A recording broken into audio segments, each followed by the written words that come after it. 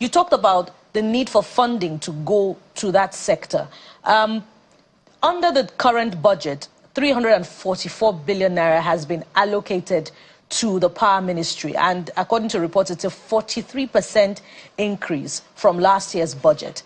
So what should we expect that this funding will be going to if we have consistent power grid collapses that has been attributed to lack of maintenance of the power equipment, this gas stations all over the country?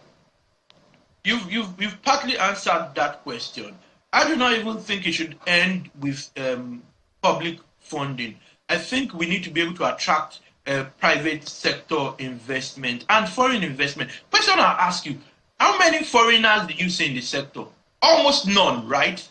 Because there's something fundamentally, or there's been something fundamentally wrong with the sector. The average foreigner goes to where there's money, right? Once they are sure they're going to make money, look at the oil and gas industry. You see a lot of foreigners, right? But the power sector, so I expect that this will be used for backbone infrastructure.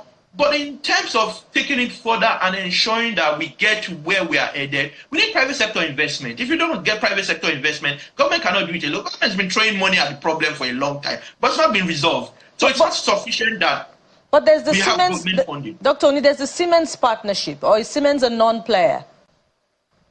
Siemens is not really a player. It's intergovernmental, and you've got Siemens playing a role in improving largely transmission and distribution infrastructure. I understand that there have been delays.